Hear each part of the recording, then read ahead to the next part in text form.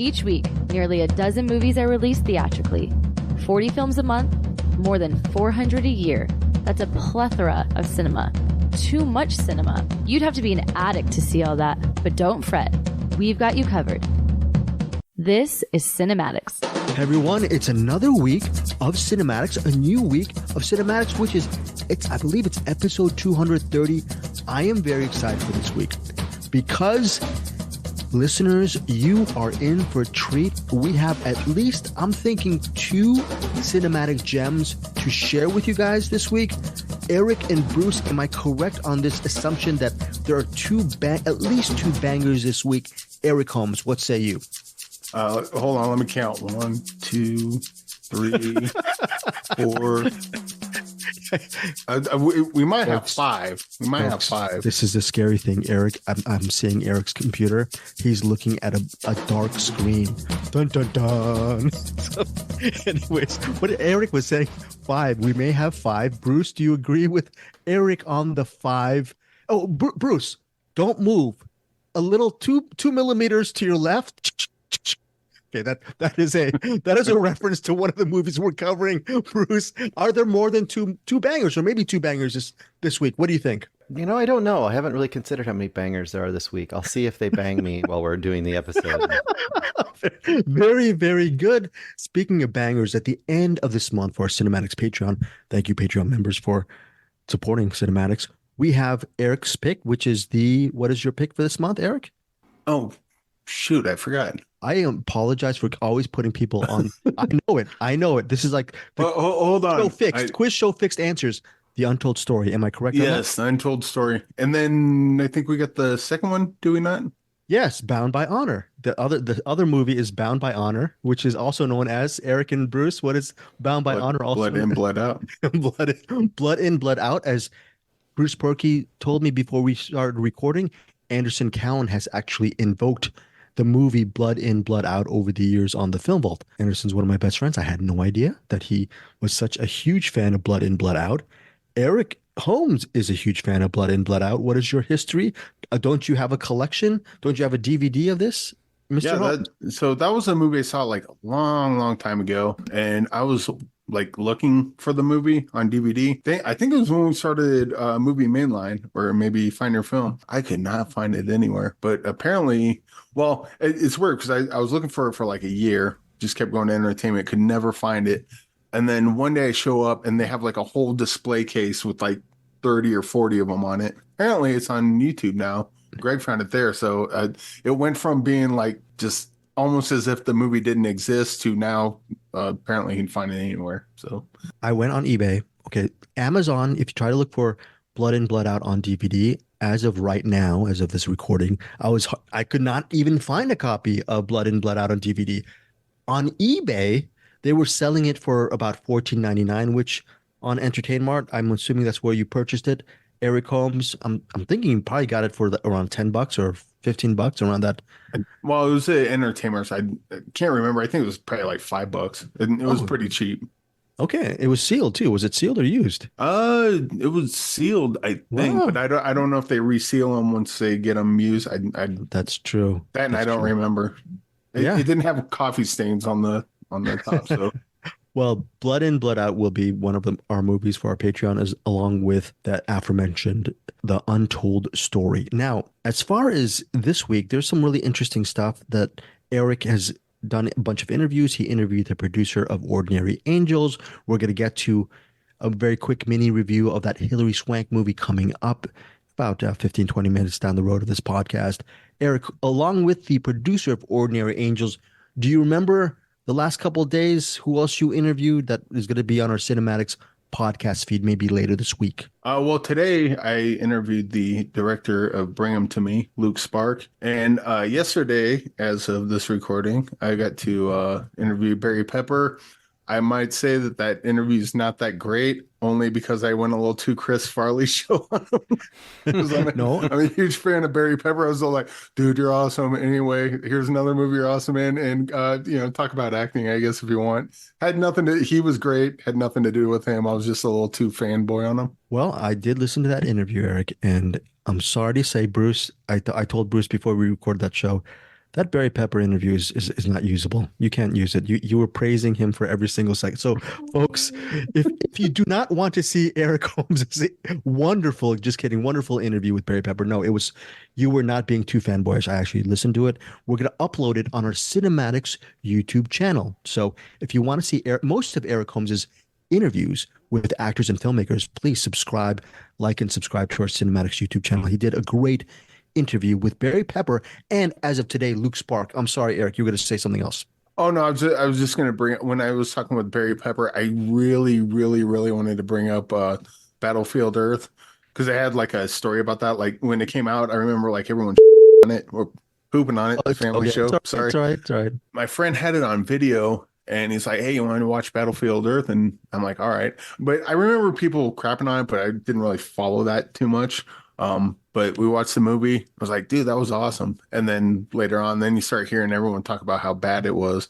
But it was like one of those, I don't know if you guys have those kind of movies where like, you and someone else like really bond over a movie, only to find out that the general public hates it. I mean, Bruce has Beau is Afraid, but I'm talking about like.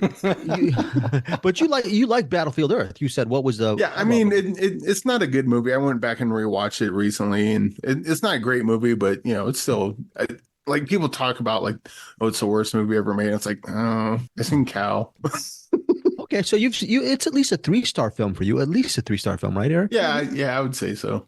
Okay. But I wanted to talk to him about that, but I was like, dude, it's just I'm going to sound like a internet YouTuber just poking the bear. So I didn't go there. I really wanted to, but I didn't. Okay. I also checked out my interview with Barry Pepper. I'm going to put that on one of our other YouTube channels over at Deepest Dream. Eric and I, we did a decent job at Barry Pepper with these Barry Pepper interviews. So check them out. But we both failed in our mission to interview Barry Pepper, not because of Battlefield Earth. You know what you and I forgot to ask? Yes, Barry Pepper? Painted bird. Oh my gosh, yeah. I love the painted bird. Eric, we failed twice. Yep. We should have asked a bit. Oh, yes, Barry Pepper. Bruce Perky is such a fanboy of the painted bird. What, right, Bruce? Hello? I was thinking you were going to say Crawl, but that was just me. I don't know. I love Crawl too. Great job, Eric, on the painted bird. You and I failed. Eric Holmes, we failed our listeners because we needed to ask, why isn't there a bleeping sequel to Trigger Point, which I think we remember. Yeah, that's a movie. I think if you look at, you forgot that movie, but if you look that movie up, that's a movie that I thought Barry Pepper was really good in. And final thing about Battlefield Earth before we move on, Bruce, I'm assuming you love Battlefield Earth as much as Eric, or you like it as much as Eric. Are you going to support Eric on that liking Battlefield Earth? I mean, it has it's fun in its own way. So it's one of those movies where it's bad, but it's fun. Okay. Before I move on, I started doing interviews and reviews in 1991 at UCLA. I've told this grandpa story 500 times on this podcast, and now it's the year 2024. 33 years of doing this. There are 2 movies which made me made me sad that I was a quasi film critic or interviewer. And it made me really question my station in life, why I'm here, and please get me out of here. First one was Ed, starring Matt LeBlanc. Listeners, never watch this movie. This is not a zero. This is a negative integer, negative 500 stars for me for Ed. It is a miserable film. Do not watch this film. The second one was, I was in my stomping grounds of Westwood. I'm a UCLA graduate. Love that. Love Westwood. And I got to see Battlefield Earth at a screening. And watching that every single minute passed by, I got more and more depressed. And these are the 2 movies that I think are, Eric said, worst films. I'm one of those lemmings who believes that was one of my worst movie-going experiences. In defense of Eric, I think I'd be open to actually rewatching Battlefield Earth, wondering maybe whenever it was released, maybe some 20 years ago or 20 plus years ago, maybe I was wrong.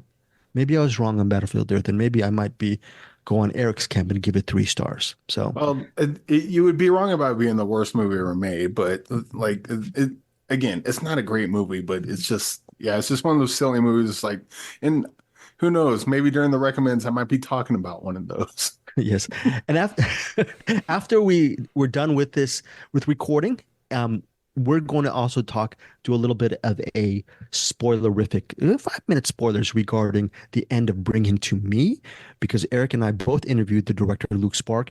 Eric, you didn't ask did you ask spoilers for Bring Him to Me?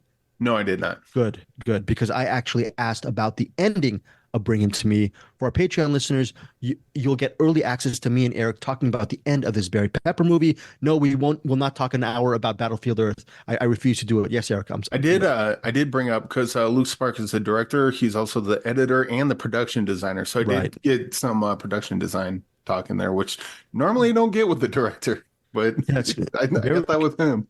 Very good. And when you get to Bring Him to Me, it's in theaters and on demand February 23rd. Eric and I will do a spoilerific discussion on Bring Him to Me, and that's going to be available for our Patreon members, as well as the director himself talking about the end of Bring Him to Me. Now, that is it for our intro. Let's get to our features. Bruce, what do you want to talk about first? And I hope you're going to want to talk about a long traveling type of movie as the first movie, down the gullet. What do you think?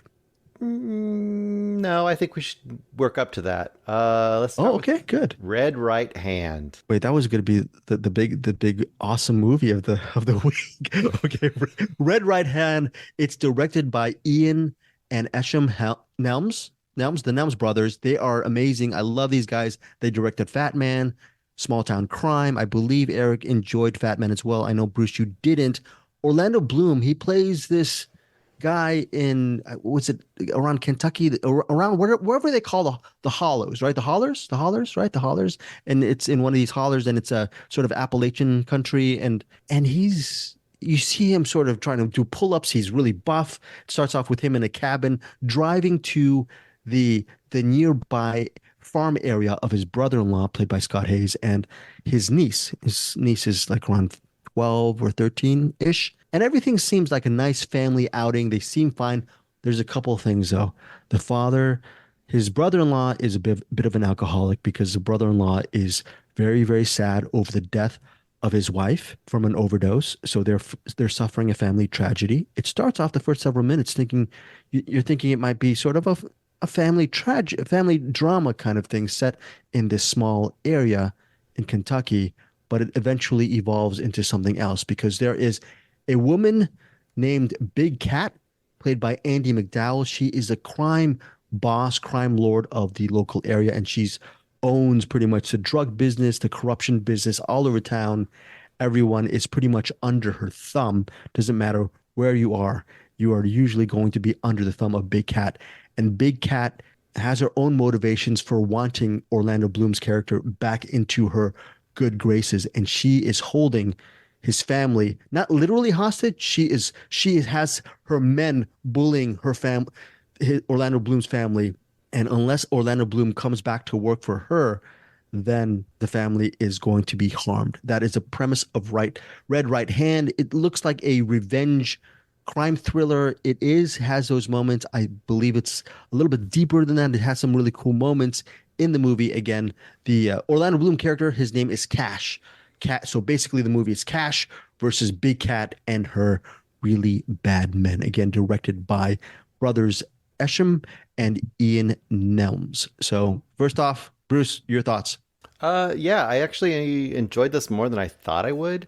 You got it a little wrong, though, because it's Big Cat versus Swole Legolas is what I was thinking when I was watching this. So yeah, good. Right out of the beginning, it's like I feel like his contract was like, okay, I'll be in this movie as a tough dude, but the opening shot has to be me just ripped and showing off my naked torso. So yeah, that happened. Anyway, this is one of those movies that we've talked about a few times. Oh, another example. So if you're living in this is a tough area. It's a tough area of the country. You know how tough your area of the country is when Garrett Dillahunt is your priest. He's your preacher.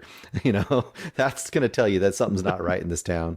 Anyway, and you're like, what? Garrett Dillahunt is a preacher? I mean, he's got to go badass at some point. Yeah, he will. Don't worry. He will. Is that a spoiler? I don't think so. That's not a spoiler. You're okay. You're safe on that. The whole time you're watching, you were like, well, how is anyone buying this guy as a preacher? But whatever, we'll have that happen. This is This is a movie that basically, like we've talked about this before, one of those movies that like, you know what you're getting, and is it going to give you a good version of that? I think this gives you a pretty good version of that. The violence is pretty explicit in a lot of points where it's more gritty and violent than it had to be. A lot of times they kind of tone it back a little bit. There's a point where I'm not going to say who, but there's a person that the bad guys have captive, and they basically have a nice dinner and then like roll him out to torture him in front of all the bad guys. And I'm like, okay. And it kind of went there. I don't think Andie MacDowell is quite up for the role they want her to play. I don't think she really quite pulls it off, but it's good enough. You know, Okay. I mean, considering the knock on her has always been that she is very emotionless and kind of a wooden actor, you know, she hams it up as much as ham as she can give it, I think. So that's pretty good. Yeah, everything was telegraphed. I didn't really care because it played it out, and it played it out in a lean, mean fashion. Not really lean, I'll say a mean fashion. It wasn't as lean as it probably could have been. It was almost 2 hours long. And so Were that's you my only okay? knock. Were you okay, Bruce? All kidding aside, with the whole pull-ups in the beginning, were you okay with Bloom as the lead, as Cash? Were you okay with that? Yeah, this was kind of like I had shades of when Kurt Russell first started doing tough guy roles, and I was old enough to remember he never did. He was like goody two shoes Disney boy. Yeah. So when he first did, you know, tough guy roles, I was like, I don't know if he can pull this off, which is ridiculous to think now, right? I think Orlando could have a little second life here as a tough guy. He pulled it off okay. This was my biggest surprise of the week, that you're actually giving this some kind words, Bruce. So, look, better than Fat Man for you? Oh, way better than Fat Man. The thing with Fat Man to me is the tone was just far off the mark. It just didn't work for me as far as tone goes. But directing wise, I had no problem with that movie. This movie has the good direction, but it just does, you know, this is a story, basic, we're going to do it. And they did it. I really enjoyed this movie. Eric, I guess even a bigger surprise if you actually enjoyed Red Right Hand, Bruce, more than Eric Holmes. Now, what say you, Eric, on this movie? Oh, did you see this? Wait, my bad. Wait, Eric, you're on mute. This is one I did not check out this week. Oh, you didn't see it? Oh, Yeah, yes, I wanted to, but I got to I got to all the rest of them, but I did not get to that one. I think it was one of the movies came in last minute, so I opted for that instead. Oh yeah, no, this is actually a movie you would actually enjoy, because it's from the guys who did Small Town Crime and Fat Man. So the Nelms brothers, really good. Garrett Dillahunt's good in this movie too. I like it. I like the whole location area, Bruce. I thought they did a good job, and for what it's worth, we're talking about fanboys, right? I'm a fanboy of the Nelms brothers. So really always looking forward to what they're going to do. This is in theaters and VOD Friday, February 23rd. I liked Bloom's performance. I thought it went far, really, like Bruce said, it went pretty far when it came to the violence, and I was fine with that. And that scene about rolling that person out after dinner, that's wow. I can't believe that. So anyways, 4 stars for me for Red Right Hand. What about you, Bruce? 3.5, which is pretty high for me for this movie, I think. Yes. I just realized something. What? Who was the one person that watched all the movies this week? Yeah, I did. Hooray. Yeah, I was the one who did it. I was the one who watched all of the movies this week. Yeah, I don't know. It's one of these weird weeks. Eric, if that screening link is still available for you, I would suggest you, just for pure enjoyment. I don't know, Bruce, if you co-sign on this, I think it won't be a waste of time for Eric to watch. I don't think so. I think this seems to me like a total no-brainer for Eric. I think he would just go right into this one. Okay. Cool. So next up, Eric, what do you want as far as the next movie for us to review? Your choice. Oh, I don't want it to be the dealer's choice every week. So let's just bring it to me, man. Just bring it to me. Are you sure? Are you sure you want Bruce? I want you to. How about you be the captain of the ship this week when it comes to next movies? Your turn, Bruce. We can do stop motion. Okay, stop motion. Stop motion. Yeah. Bruce is a little bit, Bruce is thinking, I wanted stop motion to be the last film to be save the best for last. Bruce, do you want to actually start with the intro for stop motion? Do you want me to do the intro? Yeah, I'm asking all these. For it. Oh, you want me to go for it? Okay, so stop motion.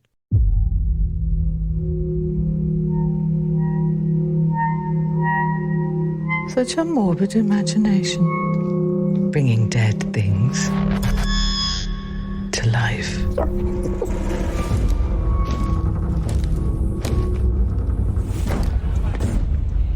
Hey, she emerges from her cave. Ella. When do you think you'll finish this film of yours? I don't know.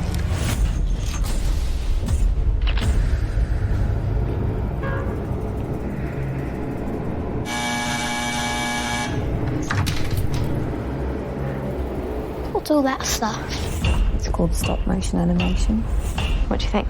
It's a bit boring. It's not finished, and it's not boring. Make a new one. A new one. Yeah. I know a better story. You want to hear it? There's a girl. She's scared. There's someone coming.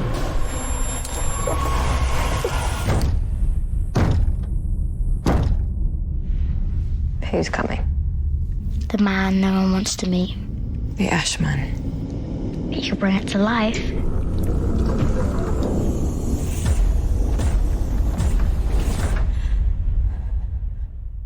What does the Ashman do? Don't be scared.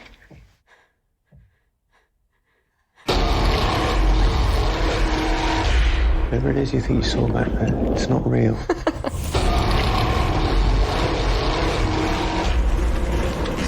I don't want to make this film anymore. Don't you want to hear the next bit of the story?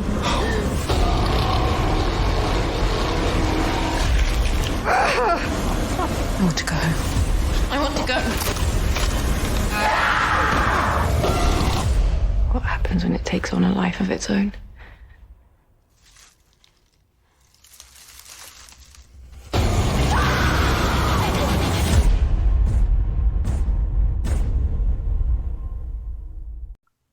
It's a movie about the art and the passion of the stop motion process. And if you think I'm lying, I'm not. It's stop motion. The actual title is one word for this movie, stop motion. So if you really want a movie about how far will you go, as the theme is, how far will you go for your art, for your creative process, creating characters, storytelling, I think it's inspiring to watch. But here's the catch. Stop motion isn't a how to become more creative and more immersed in your work. That's not it. It's also a bleeping horror movie that's 95 minutes. It's rated R, and it is, I don't know where to even begin on this. It's just, yeah, Aisling Franciosi from The Nightingale and the movie that Bruce reviewed last week, The Last Voyage of the Demeter, I believe. She plays this woman, Ella Blake, and she's a stop motion animator. The problem is she believes she doesn't have her own voice. She grew up in the shadow of her mother, who's a legendary stop motion animator. Okay, so she's actually at the beginning of the movie, she's sort of working for her mother, doing her mother's bidding because her mother is frail. She can't use her hands very well, so she uses her daughter, again, Ella, to actually do all the stop motion stuff. When the mother gets ill and is sent to the hospital, this is a chance for Ella. Obviously, she's mourning her mother in the hospital, but it gives her a chance to create her own stop motion piece. So she gets maybe a studio apartment nearby her domicile, and then she starts crafting her own story. Will she find her own voice? Now, here's a catch. There's a little girl in this apartment complex played by Carolyn Sprinkle. She's only known as Little Girl. And this little girl provides Ella with a little bit, I don't even know if it's friendship. The little girl starts wondering what Ella's doing with the stop motion stuff. And then the little girl insinuates herself into Ella's life. And Ella brings her in. Ella's creating the rest of the movie. Has Ella trying to create the stop motion thing. The little girl interferes a little bit. And then the work and reality sort of commingle, as well as maybe mental health. A lot of things happen in this movie that it's very graphic, very also cerebral, very insightful. It's a total mind F for me. This was a total mind F experience. And yeah, it left me pretty shocked at the end of the movie. And here's the thing. You get 2 movies for the price of one. You get the story of the stop motion animator. Okay. And then you also get the story of the actual stop motion piece. So you're getting 2 stories for the price of one. And I really love this movie. Eric, your thoughts on stop motion? So the first 15 minutes, I was getting worried because I was like, oh no. I'm not in the right mind frame of this because it just goes. It's like kind of that indie porn thing where it like looks cool, but like nothing's happening. And then once the story gets going, if you can call it that, it gets really crazy and really interesting. And I'm like, okay, cool. That this might be a good one. I do like all the stop motion stuff. This seems like so. I watched this and She Is Conan back to back, and that might not have been the best thing to do. In fact, to the point where when watching another movie we'll talk about later, I was like, this movie's normal. I don't know if my brain can handle this. Yeah, you get reprogrammed after watching those two together. Yeah, exactly. But yeah, the stop motion is really good. And I was almost kind of and I like the whole kind of comment on kind of put some art together. I guess like was it Dogma had something kind of similar to that when they go and meet what's her name? She was a pole dancer in Dogma and she was the Selma Hayek's character, but she was supposed to be but she was like who was she? She was like a Demon or something. a muse. That's what I'm That's thinking right. of. And she's like, they're like, well, if you can do anything, why don't you just do it yourself? And she's like, that's the thing. I'm only an inspiration to other people. I can't do it myself. And that's kind of what the main character is like, almost like trying to find her own voice, trying to find her own, like she's artistic, she has all the techniques down, but she doesn't have the creativity, I guess, that to make the techniques mean anything. To the point where the little girl comes in and Ella's like doing the stop motion thing. And here, let me show you this. And she thinks it's all good. And the little girl's like, yeah, that's crap. It's boring. Start over. So it had kind of a neat kind of process, the artistic process in there. But it does it in such like a strange way that like that might not even be part of the movie. It might just be what I'm reading into it because it's kind of one of those movies that you can kind of read stuff into it that may or may not be there. But overall, yeah, this was a good one. I was like that first 10, 15 minutes got me worried, but once it got going, I was locked in for the rest of it. Yeah, I was locked in from the get-go. What's really cool before we get to you, Bruce, is got to mention there are very predictable elements in this movie. I saw where a lot of things were going, but that did not deter my overall enjoyment and love for this movie because the director and co-writer, Robert Morgan, the way he envisioned that third act and the way he had everything come together is pretty, I don't want to say the word I want to say. I'm just going to say it's pretty memorable and it's just worth watching. On the baseline, just for seeing how everything comes together at the end, in my opinion. Wow. Okay. I mean, they kind of spoil it on the poster and as much as you can spoil this movie.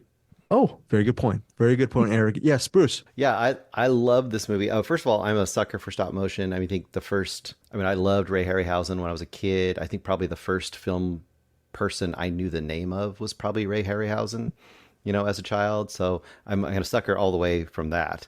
But and by the way, we didn't mention Robert Morgan is a stop motion animator. That's the genesis of this director.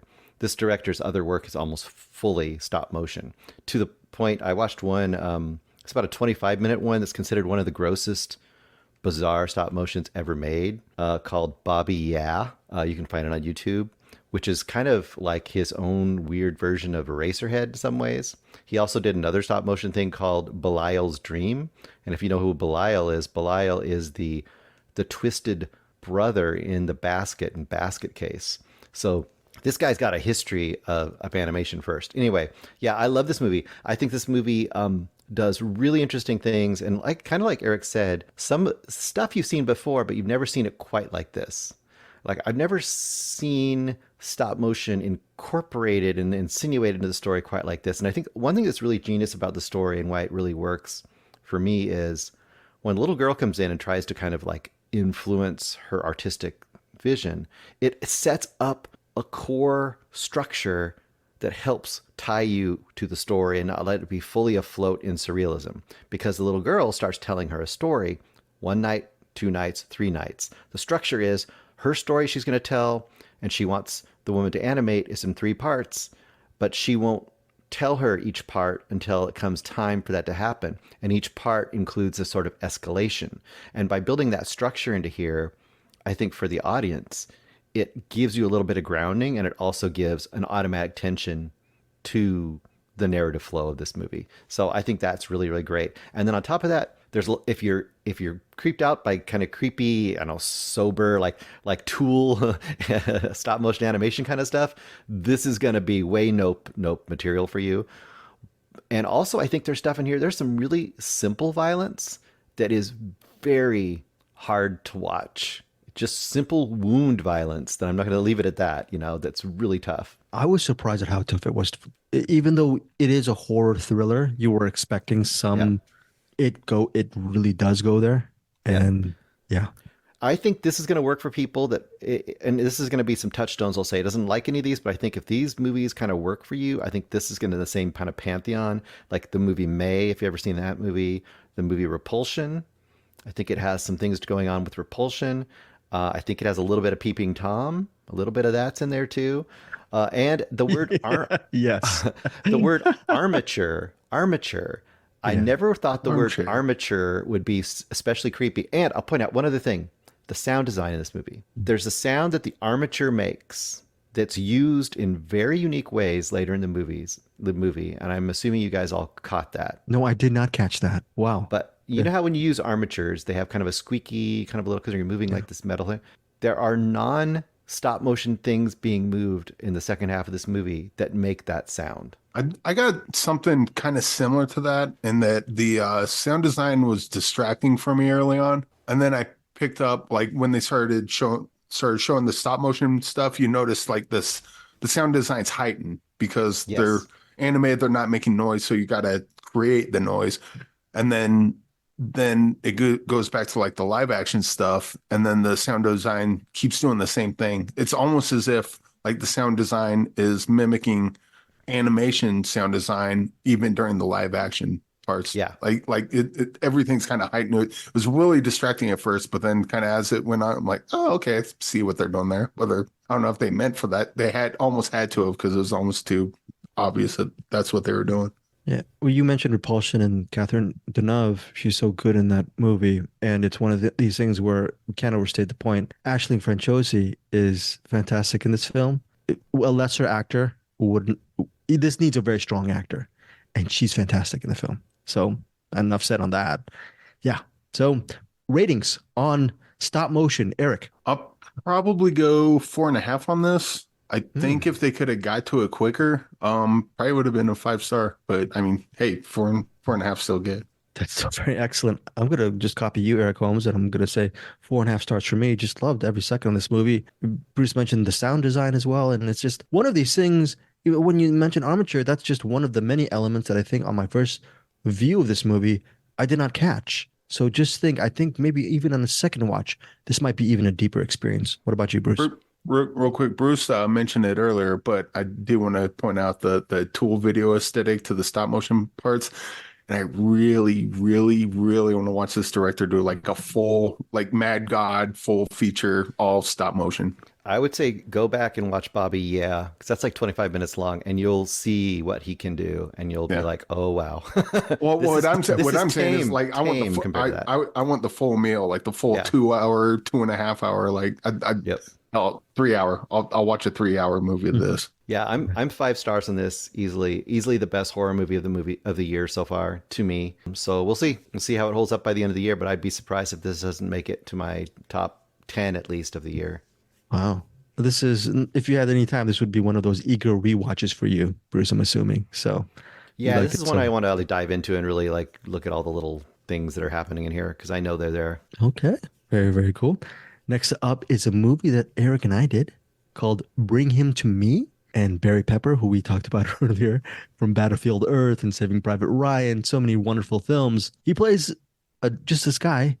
Don't have to look up the name on IMDb. He's known as a driver. He's a driver. There's a passenger. The passenger is played by Jamie Costa. He of Dead On, Robin Williams, and Impression fame. Jamie Costa is a very talented. I don't even know if I can find that YouTube. When he did Mork from Ork, Robin Williams, he's so good in that. Anyways, Jamie Costa very good in this movie as a passenger of the driver.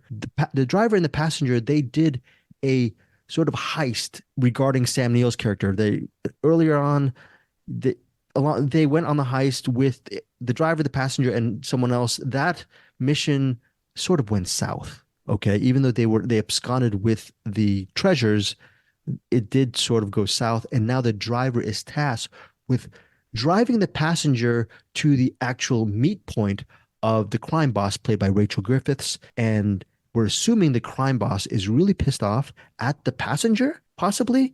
And she may actually, who knows what she will do to the passenger.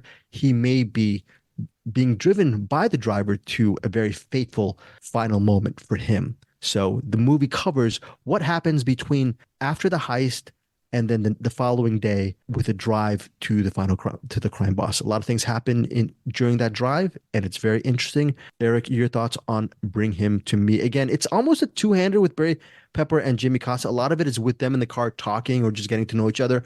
But Sam Neill is also a big part of this movie. He has a really interesting role as well. Eric. Yeah, this was a pretty good, straightforward thriller. It's weird to say thriller because they are in the car pretty much, not the whole time, but most of the time. Yeah, Barry Pepper is basically driving Jamie Costa to his doom, and Jamie Costa is just like, oh, just another job. That's cool. Oh, I'll call. Gotta call my wife. Blah blah blah. Talk to whatever. Meanwhile, Barry Pepper knows what's up. He's like, get a phone on here. Like, straighten up. But, like, he can't tell him to stay serious. He can't tell him the reason why he needs to stay serious, because that would say, I'm driving you to be murdered. So you might want to, take it down. But that kind of dynamic's real fun. I like how they did the flashbacks, because they start off kind of like, the Jamie Costa's hair, he's got kind of that mohawk. So even though their face is covered, it pretty much telegraphs that he's behind it. And then the next flashback, you see him. And then, and as that goes on, you kind of realize why Jamie Costa is being led to where he's being led to. And then where it ends up is really fun, exciting. Well, fun. It's really exciting and pays off pretty satisfyingly. There are certain things that happen that I was not expecting to happen. And yeah, I'll leave it at that. Yeah, like Eric said, straightforward thriller. And what's interesting, it's an indie thriller made within 15 or 16 days for a limited budget. And for the limited budget, it's a good looking movie, well acted, and Barry Pepper and Jamie Costa, they make up for a pretty good pair. You're actually invested in what's going on, and you're pulling for the passenger to make it by the time the movie wraps up. And it goes some really interesting places. Eric and I will be talking about the ending and our thoughts and our vote, whether we thought the ending worked or not, for our spoilers. But as far as the movie goes itself, always great to see Sam Neill in this movie. This time he plays a guy named Frank, even though he's being held up by these crooks, he gets pretty tough. And it's a very, what? There's someone that shows up at the end. Is that a spoiler? Because you hear the voice. But is it a spoiler to say that they're in the movie? Oh, what voice? What do you think? The voice on the phone. A voice on the phone? Yeah. There's a voice on who's the voice on the phone? That Barry Pepper's talking to. Let me talk to so and so, but they're not here. And then eventually talks to him, and then they show up at the end. They're listed on the credits. I just don't know if it's a spoiler to even say that they're in the movie. Who's the voice? I completely. It was Rachel Griffiths. Oh, Rachel Griffiths. Yeah, okay. So. Yeah, I didn't know that, but either way, I liked her character. She shows up like you hear her voice throughout, and then she shows up at the end. But I didn't know if that was a spoiler, even mentioning that she was in it or not. Oh yeah, no, I mentioned that she plays a crime boss. Oh, okay, crime boss. Right. Yeah, no, that's not a spoiler. I'm dumb. Yeah. No, she's the crime boss. Rachel Griffiths plays a crime boss, Veronica, and she's a very mean person, and you get to see her in the third act of the film. Anyways, final thoughts on the movie, Eric, and then your rating for Bring Him to Me. Yeah, this was a really cool thriller. I dug this one a lot. Not a bunch of flash and extras, and just kind of gets right to the point and stays in its lane. And I'm a fan obviously I'm a fan of Barry Pepper, but I'm also a fan of Jamie Costa, and I really want to see him in more stuff, because the only stuff I know him from is he did that Robin Williams kind of short on YouTube. He's done like a Han Solo short on YouTube. I've seen him on like the Schmoes Know and like the Schmo Down stuff. He would pop in there, but this was like the first movie I've seen him in, and I'd like to see him in more, because really good. He's a natural. He's good in this movie. He was the biggest surprise. He's one of the, sometimes you have the movie where you have the funny guy, but the funny guy is usually annoying people. Yeah. He can be that person, but not annoying. Like he can actually be like an earnest kind of, just kind of everyman or, comedic, comedy relief without being like, oh God, this guy again. Yeah, he was good. Very good in the movie, and Barry Pepper is always good. So bring him to me. My rating is 4 stars. What about you, Eric? I think I might be the same. 4 stars. Okay, 4 stars for me and Eric. Bring him to me in theaters and on demand February 23rd. Again, starring Barry Pepper, Jimmy Costa, Rachel Griffiths, and Sam Neill. And before we get to the last film, Eric, Ordinary Angels. Bruce Perky, how dare you not watch this movie? This Hilary Swank film. It's a faith-based film, but I'm going to say it's a faith-based film, but there's not. Is it a faith-based film? Kind of. But they don't have. Hilary Swank is doing those now? Look, it's a little bit into it. There's some praying stuff there and having faith and not losing your faith, but it's not to the point where I'm Catholic. I'm okay with it. But I think if you're not non-denominational, you're not even Christian, I think it does it in a subtle enough fashion. It's not the entire movie. This movie is actually a true story. It's inspired by the true story of a hairdresser, okay, played by Hilary Swank, Sharon Stevens. Sharon Stevens, at least in the movie, she's an alcoholic. She was back in the day, she's sort of a deadbeat mother, and she's trying to find some direction in her life. And then she comes across this story of a widowed father of 2 kids. One of his youngest kid really needs a transplant. His young daughter needs a transplant. And not only that, they are pretty much underwater financially. They owe a lot of money in medical bills. And the father, played by Alan Ritchson, and you might know him from the TV series Reacher. I love that series. And he's a different character in this one. He's not Reacher. He's just he's a really nice dad. He's not Reacher. He's Preacher. He's not Reacher. He's Preacher. He's not a sort of. There is a preacher in this movie, by the way, but he's just a normal guy named Ed trying to make ends meet, but he's always underwater because I don't know. Medical bills. His daughter's dying. The mortgage is so many bills, hundreds upon hundreds of thousands, several $100,000 worth in debt. And Sharon Stevens, again played by Hilary Swank, like a whirlwind, she just comes into their lives and changes it just through moxie and hard work. And yeah, interesting. Oh, Nancy Travis, by the way, we love Nancy Travis. She plays the grandma of the Schmidt clan. So that is Ordinary Angels. I enjoy this movie simply because of Hilary Swank's character, and I will watch any movie that says Hilary Swank that comes across my desk or a screener link, or I will watch any Hilary Swank movie, period. And in my opinion, she's the best part of this movie. One of the co-writers of this film is Meg Tilly. I didn't know Meg Tilly's a screenwriter. I think she was a writer. I think she's a novelist or maybe a children's book writer. I could be wrong, but she's a writer now. Bruce and I know Meg Tilly from way back in the day in the 80s when we used to watch our share of Meg Tilly films. I'm sure you agree with me on that, Bruce. But anyways, Ordinary Angels, fun enough movie, very inspiring and solid drama. It's one of these things where if you are looking for a family drama in the theaters, bring your kids, bring the family. This is worth a watch, and Hilary Swank's good in it. Alan Richardson is fine as well. My only slight complaint is the third act when it gets to sort of race against time stuff.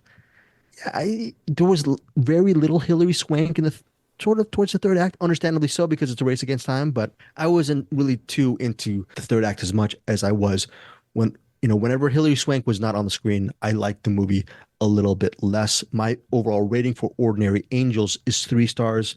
What's your full review, Eric? Let's go for it. So this one, I didn't know this was a faith-based movie until the titles started coming up. I'm like, good. Oh no, what did I get myself into? But it's weird that this is a faith-based movie because essentially the plot of the movie is community and family coming together to save a little girl despite God's best efforts to murder her. That's a good point. She's got the cancer. She's got to get this but I forget what was it A like transplant, some kind of transplant. yeah, she's got to get like some sort of transplant and like just everything. And Alan Richardson's trying to get things figured out, and Hilary Swank comes in and helps, and somehow she's able to Aaron Brockovich her way through everything. That's true. Good point. But yeah, and the fact that this is a faith-based movie is like God's the villain here, like clearly. No, that's the God's secret plan. You don't understand. That's you know what they say, God works in mysterious ways? He's working in a mysterious way. He's mysteriously causing the problem. Yeah, see, brought them all together. See, you just torture a child to bring all the other people together. But so pretty quickly the whole I thought they were gonna have like a scene at the end where they're like, oh, thank God and Jesus that everything worked out. And then, I mean, it ends kind of at a church, but like that, not really. So this wasn't the faith-based movie that I was expecting it to be. The one where it's a bunch of straw man arguments and upon straw man arguments and just like unearned kind of emotional scenes. This one kind of worked for the most part. It's kind of I mean, I mentioned Aaron Brockovich is kind of similar to that, watching Hilary Swank kind of do her swankiness and going around getting everything together. Not that kind of swankiness, but kind of putting everything together. This was kind of one of those that I saw the opening titles and I was like, oh no. But as the movie went on, I was like, no, this is not a bad cheeseburger of a family movie. I kind of dug it. What's your rating? Probably go 3 stars as well on this. Okay, 3 stars for me and Eric. For Ordinary Angels, our final featured for this week is Io Capitano. Io Capitano. And it centers on two Senegal teens living in Dakar. And their names are Seydou and Moussa. And they're best friends. They live in Senegal. Everything, it starts off with, you see the culture, you see the neighborhood, the environment. They have, at least Seydou comes from a loving family. They're cousins. They're best friends, but they're also cousins. But they've been secretly saving for 6 months to leave Dakar and actually go just across the ocean to Italy. They believe that they can maybe gain some riches or actually just make some money to send money back home. Simple plan, right? That's way to help support the family. Problem is that journey from Dakar to Italy is a treacherous one, to say the least. The rest of the movie, Il Capitano, directed by Matteo Garrone, and he's also co-writer. It just really... Written by... Well, it's which one? Written by, yeah. Did you see the list of the writers on this?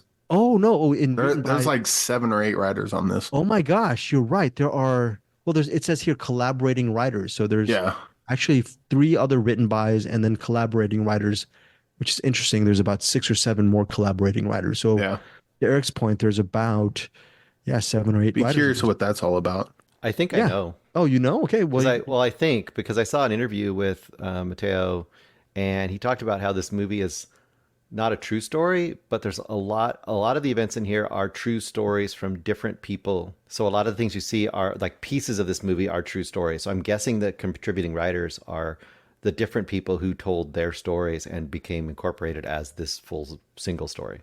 That actually makes sense. Okay. That makes a lot of sense. Yeah, Il Capitano, and a couple of reasons why to see this movie. Amazing performance by Seydou Sarr as Seydou, the lead in this movie, and his cousin Mustafa Fall, also a good performance. They have a great chemistry. You are very invested in their friendship, and you're pulling for them to actually travel to Italy. Second big reason to check out this movie is, even though it's nominated for international film Oscar nomination, so that's good. Might want to see it for that. But if you're thinking it might be one of these movies that are too esoteric for you, think again. This movie is also an epic adventure. There's a whole sequence in the Sahara Desert, which is you won't forget. Okay, and there's some surreal moments in this as well. There are other locations that they travel. It is, When I say epic, it's very underrated when I say that. There's just so many things that happen in this movie, good and bad. It is on a just a cinematic level worth watching on the big screen because of its epic grand adventure. And it's mixed in with this social dynamic as well, as you learn about the culture and about the migration, the troubles of migration from one area to the next. So even though it's not based on a true story, it's inspired by events, by real events as well. So that's Io Capitano. Bruce, take it away. I adore this movie. I love this movie so much. A few things that kind of struck me. I mean, you described it pretty well. First of all, when I started watching this movie, I immediately got out the map. Like, where's Senegal? You know, and you're like, okay, it's on the west coast of Africa. And then I saw where they're trying to get to, which is across the Mediterranean. So basically they're going to go way inland and then way up and through the Sahara Desert and all these things, right? So that was the first thing, like, just what the heck is the journey going to be? Second thing was they're not leaving like a terrible life. Sure, it may look like a lot lower and not the kind of Western world we're living in, but they're surrounded by loving people. They seem to be living a life that's pretty good. These are starry-eyed teenage kids, and everyone at their home, they says, don't do this. That's a terrible idea. But they're just enthusiastic. And that's a very interesting, I thought, approach, as opposed to, like, a lot of times we get these where it's like the homeland is so terrible that the only way to survive, the only chance you have is to get out. So it's a different dynamic, I think. And what I was struck by throughout this whole movie is that, like, at every step of the way, my anxiety just kept growing because they're so hopeful and naive. And at every turn, someone's offering them something. It's almost like if you get the random, like, spam emails, and the first one you get is like, yeah, sounds great, let's do that. You know what I mean? And it's kind of like they're doing that, and their lives are on the line when they're doing that every single time, and they have no idea what they're getting into, and we have no idea exactly what they're getting into. And each step of the way, it just keeps getting worse in some ways. But also, the last thing I want to point out is the overall tone of this is not dour, though. There are very tense moments. There are definitely dour moments, but there is a lot of hope in this too. So it has a really interesting mix, I think, of emotions as well. And when it gets to the final act, which I do not want to say anything about, and I would say don't watch any trailer for this because I think the trailer shows some things. The final act, when the final thing that he's going to have to do comes into play, I was like, holy moly. And it's the stakes are so great and so high, and so I just love this character so much and his performance so much. I think this is all-timer for just adventurous kind of immigrant stories. I know there's a lot of great international movies this year, and I know that it's probably going to be Zone of Interest, which I have not seen. Anatomy of a Fall. It's a best picture, but I'm going to root for this movie. It's so good. I'm sorry. I'm sorry. Look, I love, Anatomy of a Fall is in best picture category, right? Yeah, I think so. Yeah. Anatomy of a Fall is a 5-star film for me, but this was like two different movies. The first time I saw The Wages of Fear and what they go through on that adventure, you know, that blew me away. This movie, obviously, this blew me away on that level. Let's say there's so many moments, but let's say the first moment when there's a whole bunch of people, I'm not going to say what happens. There's a whole bunch of people riding on the back of a truck and something happens. Oh my gosh. And from that moment, I was like, oh boy, we're not in Kansas anymore. This is what's going to happen. The weird thing is, before the thing happened, yeah, I saw that coming. I'm like, that's going to happen. And there it is. Yep. But still, the way things go down, and it was just like, oh my God. Anyway, Eric, I'll stop talking. There is also a section in this movie. I think I don't know what the actual running time is. It's easily over 2 hours. Not too much over though. It's like 2:10 or something like that. This is not a 3-hour movie. I thought it was like just under like an hour 40. You might be right. Hour it's 50. Around. Let's just say it's around 2 hours. This is not a 3-hour movie. The thing is though that this is like all the different kind of, I don't want to say scenes, but it feels like chapters. Yes. Like each chapter feels like it could be its own movie. So I think like this is one of those movies that seems longer than it is, not because it's boring or not because you're checking your watch, but because it's so epic in scope, just watching them go through hell And yeah, it's somehow hopeful as they go through it. And I think a lot of that has to do with Sidhu and Musa's relationship. Friendship between Sidhu and Musa is palpable and got me teary-eyed. And yeah, I got a heavy Sin Nombre vibes throughout most of this, which is weird because Sin Nombre seems a lot darker than well, that's actually they're both dark. And like even Rebel. Maybe mostly due to the desert setting, but yeah, the Rebel, with the two brothers, like that whole dynamic. This has a lot in common with a bunch of movies that are fantastic. And Is this one's another fantastic movie. I know, totally different movie, but is this movie on the level of Rebel for you guys? No, but I can't say why. Okay, Bruce, what do you think? I'll tell you why after we're done recording. It's a little bit of apples and oranges, I think. So I'd say yes, but they work in different ways. So I would say, depending on what day you hit me, I might like one more than the other. Because if this movie hits me in a different way. So yeah. When you mentioned that rating 5-star classic, I'm gonna apply that to Eo Capitano. Final moments of like Eo Capitano. Really, Eric was mentioning about getting teary-eyed. You're stay till the end. I think if you are not teary-eyed or actually roused to some kind of emotion, you're not a human being. You might be one of those stop motion creatures from stop motion, but no, this is no, it's 2 hours and 2 minutes for me. Io Capitano, an easy 5-star classic for me. Eric, your final thoughts and rating? Well, first of all, this is a 5-star movie. Second of all, with the ending, did you feel that something was going to happen like maybe a moment after the credits started rolling? I think one of those, that's a great question. I think it's going to be up to because it ends a certain way, but I figure like if it just went on for like 30 seconds longer, we would have saw something else. I think the ending after the ending is in the eye of the viewer. So the viewer can actually make. So if you're seeing it from one way, you're gonna say this happened. And seeing it. So I saw it in another way. I mean, but see, like what I'm getting at is that there's a certain kind of we can't talk about this. Yeah, we can't do that because that's spoiler territory. The ending's really good. But at the same time, I could see someone get to that ending and not like it. Again, it'll be probably left or right. It'll be left or right. And I don't know if it's a good thing that they didn't fill out, Eric, that final couple of frames or that final 20 seconds or 30 seconds. I think it worked, but I think it's a little bit more open-ended because you and I have totally what? Can we do a quick spoiler when we're done on this? Because I really, really, really want to talk about that. It's subtle, but I think it's worth talking about. Bruce, I know you're on the fly. I think I'll talk with Eric about the ending of Io Capitano after we're done reviewing. I mean, after we're done with the podcast. Bruce, your rating? Oh yeah, 5 stars. Easy. 5 stars. Easy. 5 stars. Easy. 5 stars. 5-star classic for me. 5 stars for Bruce and 5 stars for Eric. I think this is. How is this year? We haven't even started this year. Mayhem? Yeah, it's halfway through February. The Promised Land, Mayhem, Io Capitano, Stop Motion, and I bet we're leaving at least a couple more movies out, right? Oh, we're leaving a bunch of them. I can't even. But I mean that's already some great solid movies. I think that people forget this is a great time of year because of all the stuff that was international or only in the film festival circuit gets dropped in these first 2 months. So there's tons of great stuff that not really anyone in America has seen except for the few that have been to the festivals. So we're getting them now.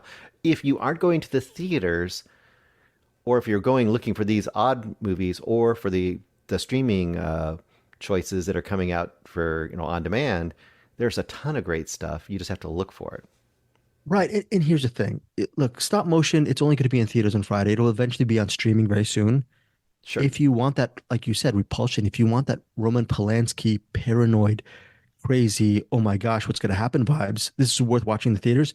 And if you want that epic movie that all of us love, oh my gosh, I don't know where you guys saw it, Eric, maybe a TV, Bruce, where I saw it on my iPad. And it's great that we got to see the movie, but I can't imagine how beautiful this movie would look on the big screen. Oh, yeah. So for sure. It's just amazing. So, okay, that's it. That's our featured films. There's another movie called She is Conan. Eric, I kicked it to another week because next week she's Conan, Eric and Bruce, and I am going to jump on this. It's shot on 35 millimeter, by the way, and I'm going to review it with Eric and Bruce. That weekend is the weekend it comes out in LA, I believe Manitoba, and as well as in Nashville. So it has it. She's Conan has a really nice rollout date. Any teaser for next week's for She's Conan? I will say I don't know how those rollouts work, but just go watch it if you want. Well, in fact, the director has Wild Boys and After Blue. Check out those, either one of them. And if that seems like your kind of flavor, more of that was She Is Conan.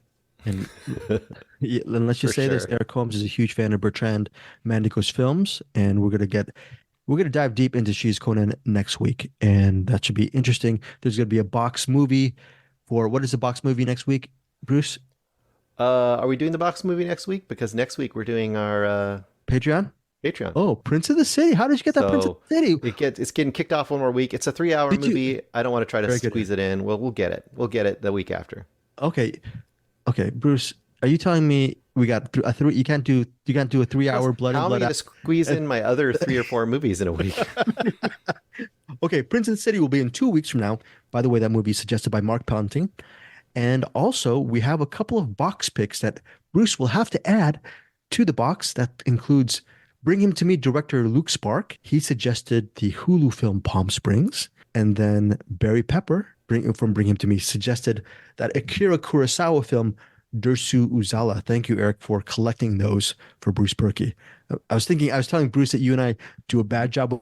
Whenever we do it, we'll put those box picks so Bruce can actually add it to his Google Docs. That's a good idea. Yeah, I mean, we should probably do that. Yeah, and that's my fault too. We should definitely do that.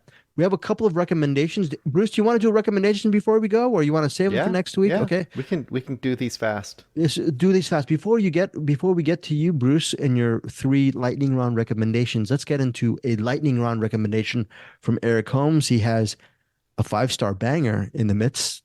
Weave that web, Eric Holmes. What do you got? It's not 5-star banger. It's Madam Web. It's fine. How much money did you pay? Did you sneak in? Did you sneak into the movie? I didn't sneak in. Did you make? Are you rich? Did you actually pay harder? Full fare? Did you pay full fare for this? Well, so we have a theater here that used to be the dollar movies. But then when COVID happened, they started getting like the new movies, and they kind of just kept doing that after COVID. So you can go there and watch like a matinee for like $3-5, something like that. Okay. So that seemed like a good spot to do it. Madam Web was kind of silly. This is a weird thing.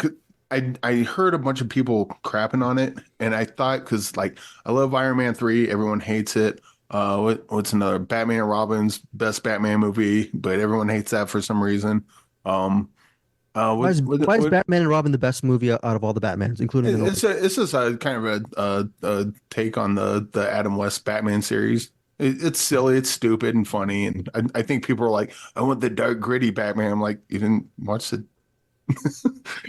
Batman or Batman Returns, because those are pretty silly too. But so I figured that like with as many people that didn't like Madam Web, and then like people love Endgame, hate that. People love the hell out of the Spider-Verse movies. I don't hate those, but they're fine. But I figured that like with everyone that hated Madam Web, maybe this is the one that like, everyone hates it. Cool, I'm gonna check it out because this might be one I like. The Marvels I like, Eternals I like. People hated those, so I figured that would be the same for this. Not quite. It's okay. It's pretty not good. And what makes it not good? Just the script is horrible. No, it's just kind of boring. It's just sort of nothing really happens, and the stuff that does have, like, it's got a couple superhero things, I guess, that happen, but for the most part, it's just nothing happens, and then more time goes, and then nothing else happens, and then something happens, but it's stupid, and then something like that. I don't know. It's just, I would say the movies. This is not the worst movie I've ever seen, but definitely not the worst movie I've ever seen. But like, I think the bad reviews are pretty warranted on this one. What is your rating on Madame Web? Probably like 2 stars. 2 stars on Yeah, Madam Web. I stayed awake through it. You know, that's good. And real quick, I'm not going to get into any of this because it's a short, but Mark Bernardin on Fat Man Beyond does a podcast with Kevin Smith. He did a short called Splinter, and it is available on YouTube. It's like 15 minutes, so no sense in me even explaining it. But if you know who Mark Bernardin is, maybe you already watched it. But it's 15 minutes short. Just check it out. It's pretty good. Okay, cool. Before we get to Bruce, Madame Web, I like to call it Madame Web instead of Madame Web. It's a family Just a little show. bit of which one? It's Eric? a family show. My damn Web. Right, exactly right. So, Eric, very quickly, I forgot the name of the movie that you interviewed. I was going to say, what is that guy's name? The guy, I'm blanking on it. Alex Pettyfer. Remember that Alex Pettyfer and Guy Pearce film? I forgot the name. I'm sure you forgot the name too. But there was a movie that we did. Okay, so when you interviewed Alex Pettyfer, you asked him, what's a movie that you want to put in the box? Oh, Bruce, I forgot. This is another movie to put in the box. And he mentioned this movie called Un Prophète. Now, the lead actor for Un Prophète, Eric, is this Sunrise. Sunrise was the name of the movie. Very good. Thank you, Eric, for Sunrise. So when you interviewed Sunrise actor Alex Pettyfer, you asked him to put a movie in the box. And he said this movie called Un Prophète. The lead actor from Un Prophète is this actor named Tahar Rahim. Tahar Rahim in Madame Web plays Ezekiel Sims. He is the bad guy in the movie. Just little trivia for that. So we are several weeks out on telling you, Bruce, Un Prophète is another movie to add on the box. I think I already saw Un Prophet. Oh, you've already seen that movie? I'm pretty sure I did. I'm pretty sure I talked about it on here too. Unless I'm thinking of a different you know one. what? You did several years back. Very good, Yeah, Bruce. it's a great movie. Fantastic movie. Lightning round. Let's hear. Lightning round. Okay. First up, HBO. I believe it's on HBO. If I'm wrong, sorry. From 2022, the documentary Navalny about the Russian dissident going against Putin. Documentary. He just got murdered this week. Maybe he didn't get murdered, quote, but we know he got murdered by Putin, basically. Suicided. They call it suicided. Yeah. Directed by Daniel Royer. If you haven't seen this movie, what makes it special for a documentary? First of all, they have total access. It basically starts out right as he's about to fly back to Russia, knowing he's probably going to get arrested, which of course he does. And then it spends most of the movie talking about how they attempted to assassinate him by poisoning him. And the movie becomes almost more of a mystery solving documentary than anything else, where essentially they are trying to figure out they know who, but they're trying to figure out how and exactly who was involved in poisoning him and how they pulled it off. And there are some revelations in this movie that are jaw-dropping. So as a mystery, it's amazing. And as a kind of a journalist documentary, it's amazing. And then just to see this person, and the documentarians were smart enough to start the movie with the question, if they succeed in killing you, what do you want to tell the people who are following you now? And then the movie ends with him answering that question. And watching it now is just chilling. It's well worth a watch, and it will put you right in the mindset of understanding what is going on over there. A little more than maybe you did before. Very cool. Also on Netflix. I believe it's on Netflix. Wait, sorry, 4 stars, Bruce, on that? 4 stars? I'm 5 stars in this. It's a 5-star documentary. Just because of how it has aged, I think it's gone up even more. Thanksgiving by Eli Roth is now streaming. You can watch it, I believe, on Netflix, if I remember correctly. I could be wrong. Look it up. You can figure it out. Once again, I'm not going to go into detail on this.